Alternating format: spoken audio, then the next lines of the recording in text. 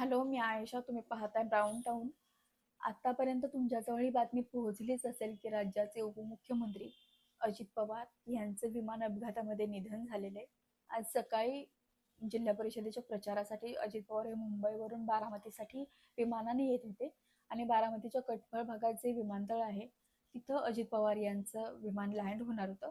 मात्र त्याच्या अगदी काही मिनिटं आधी अजित पवार यांच्या विमानाचा अपघात झाला आणि त्यामध्ये अजित पवारांचा मृत्यू झालेला आहे. खरं तर या बातमीवर अजूनपर्यंत विश्वास बसत नाहीये, मन त्यावर विश्वास ठेवायला तयार नाहीये. हे सिंक इन व्हायला अजून बराच वेळ जाणार आहे.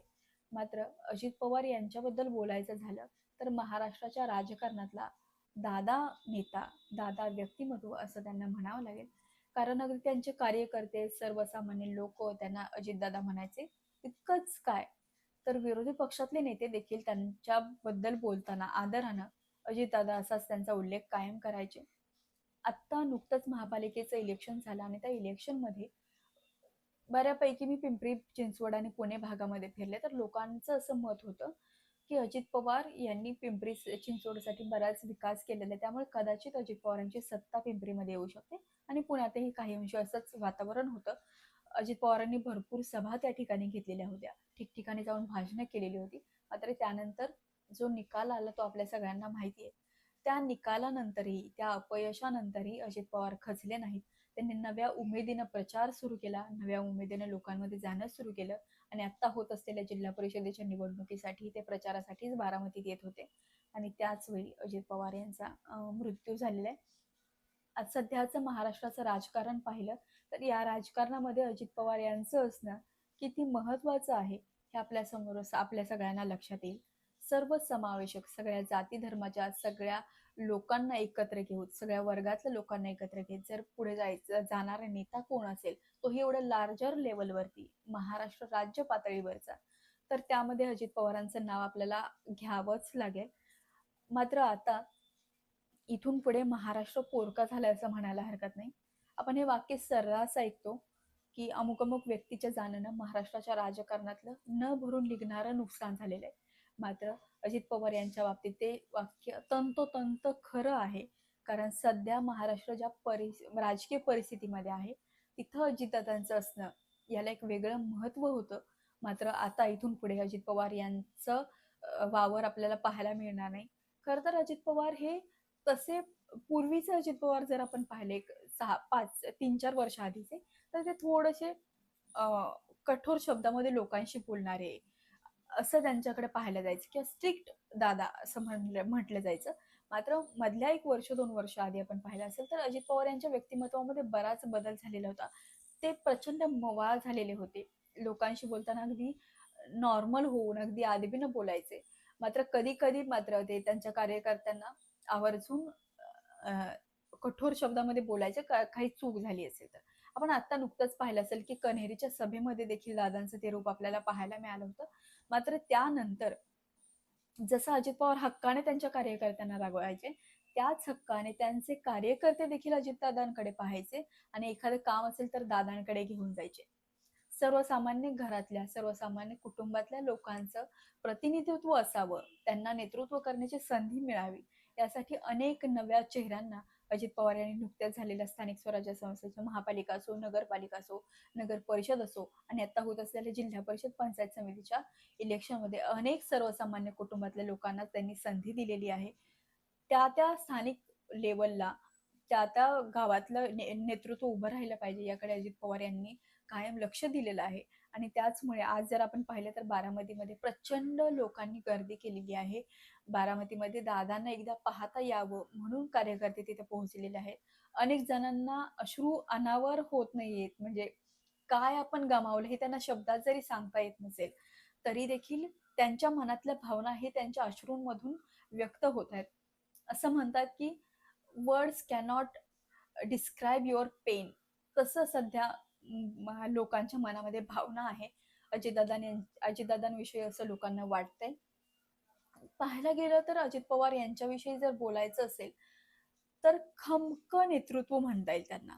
म्हणजे वेगवेगळ्या परिस्थितीमधून अजित पवार गेले. अगदी पहाटेचा शपथविधी असो किंवा मग आता नुकतंच भाजपसोबत जाणं असो, त्यावेळी देखील अजित पवार यांनी ठाम भूमिका घेतली. की मी जरी भाजपसोबत सत्तेत असेल तरी देखील माझी विचारधारा ही शाहू फुले आंबेडकर विचारधाराच आहे. याच विचाराला घेऊन मी सरकारमध्ये गेलेलो आहे.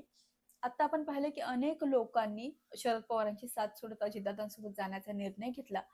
तो कोणत्या आधारावर? तर तो अजित पवारांचे नेतृत्व पाहून. अनेकांनी अजित पवारांना आपला जवळचा माणूस म्हणून पाहिलेला आहे. सध्या सोशल मीडियावर जर आपण पाहिलं तर सोशल मीडियावर वेगवेगळे व्हिडिओज सध्या समोर येत आहेत, ज्यामध्ये एका महिलेचा व्हिडिओ तर अत्यंत हृदय हेलावणारा आहे. टीव्ही बघत असताना त्या महिलेला जेव्हा ही बातमी कळते तेव्हा ती प्रचंड रडते. आणि असेच सगळी भावना महाराष्ट्रातल्या घराघरात आज आहे. कारण अजित पवार इतक्या लवकर असं काहीतरी त्यांच्या बाबतीत घडेल असं वाटत नव्हतं. खरं तर ही जिल्हा परिषदेची निवडणूक झाल्यानंतर दोन्ही राष्ट्रवादी एकत्र येतील अशी एक चर्चा होती. आणि तशा हालचाली घडत होत्या.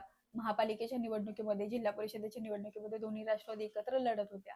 आणि आता पुढे जाऊन या दोन्ही राष्ट्रवादी एकत्र येतील असंही म्हटलं जात होतं. मात्र त्याआधीच ही बातमी समोर आली आहे. असं म्हणतात की महाराष्ट्राला न लाभलेला कृतिशील नेता जर कोण असेल तर ते अजितदादा आहेत. अजित पवार यांचा कामाचा आवाका, प्रशासनावर असणारी पकड, एखाद्या विषयाची असणारी जाण, त्याचबरोबर पाहिलं तर लोकांना, सगळ्या प्रकारच्या लोकांना, वेगवेगळ्या वर्गातल्या, वेगवेगळ्या धर्मातल्या, वेगवेगळ्या जातीतल्या लोकांना एकत्र घेऊन जर पुढे जाणारे नेतृत्व कोण असेल तर ते अजित पवार आहेत. आणि कायम मला तर असं वाटतं महाराष्ट्र त्यांना कधी विसरू शकत नाही. त्यांचं जे व्यक्तिमत्व आहे त्या प्रकारचं काम मला नाही वाटत आता इथून पुढे कुणी करू शकेल. बारामती मॉडेल जे उभं राहिलं, बारामतीचा जो विकास झाला, त्यामुळे बारामतीकरांनी कायम अजित पवार यांच्या पाठीशी राहण्याची भूमिका घेतली. अजितदादा असं चॅलेंज द्यायचे की मी 1,00,000 च्या लीडने निवडून येईल आणि तसंच व्हायचं. अजित पवार हे कायम निवडून यायचे. आणि आता जिल्हा परिषदेच्या निवडणुकीच्या दरम्यान, जिल्हा परिषदेच्या प्रचाराच्या साठी जात असताना असा हा नेता हरपणं ही खरंच महाराष्ट्रासाठी खूप मोठी हानी आहे. बारामतीकरांसाठी प्रचंड मोठी हानी आहे. पवार कुटुंबासाठी अर्थातच ही हानी आहे. जसं पवार कुटुंबातल्या मनात, प्रत्येक व्यक्तीच्या मनात भावना असेल, तशीच अजित पवार यांना जवळून अनुभवणाऱ्या त्यांच्या कार्यकर्त्यांच्या, त्यांच्या समर्थकांच्या, आणि ज्यांनी कधी अजित पवारांना समोरासमोर पाहिलं नाही, कधी भेटही झाली नाही, त्या लोकांच्या मनातही आज हीच भावना आहे. कारण एक नेता महाराष्ट्रातून निघून गेला, आपल्यामधून निघून गेला. काय म्हणजे बोलावं, अजित पवार यांचं जाणं किती वेदनादायी आहे हे शब्दात सांगता न येणार आहे. त्यामुळे त्यांच्याबद्दल जितकं बोलावं त्यासाठी कदाचित पुढचे कितीही तास बोलत राहिले तरी ते संपणार नाहीये. मात्र एक गोष्ट सांगते की काही दिवसांआधी मी शरद पवार यांच्या वाढदिवसानिमित्त एक स्टोरी करण्यासाठी काटेवाडीमध्ये गेले होते. आणि तिथे गेल्यानंतर अनेक लोकांशी मी बोलले तर त्यांचं असं म्हणणं आहे की काटेवाडीचा विकास, बारामतीचा विकास हा जर कोणी केला तर तो अजितदादांनी केला. अगदी त्यांचं छोट्या छोट्या गोष्टींवर लक्ष असतं. ग्रामपंचायतमध्ये काय चालू आहे, दवाखान्यामध्ये, सरकारी दवाखान्यामध्ये काय सुरू, याकडे अजित पवारांचं बारकाईने लक्ष असतं. आणि आता कदाचित काटेवाडी ही पोरकी झालेली आहे, बारामती ही पोरकी झालेली आहे आणि महाराष्ट्र देखील पोरका झालेला आहे. त्यामुळे दादांबद्दल बोलावं तितकं कमी आहे. पण आता जे घडलं आहे ते ऍक्सेप्ट करावं लागेल आणि पुढे जावं लागेल. तुम्ही दादांना कधी भेटला असाल तर त्याचा एखादा किस्सा असेल तर तो कमेंट बॉक्समध्ये शेअर करा. कारण आज दादा आपल्यामध्ये आठवणींच्या रूपानेच जिवंत आहेत असं म्हणायला हरकत नाही. असंख्य लोकांच्या मनामध्ये असंख्य लाखो आठवणी देऊन जाणारा असा हा नेता, ज्यांच्या जाण्यानं अवघा महाराष्ट्र हा हळहळलेला आहे. त्यामुळे मी आता इथेच थांबते. तुमचे जे म्हणणं असेल ते कमेंट बॉक्समध्ये नोंदवा.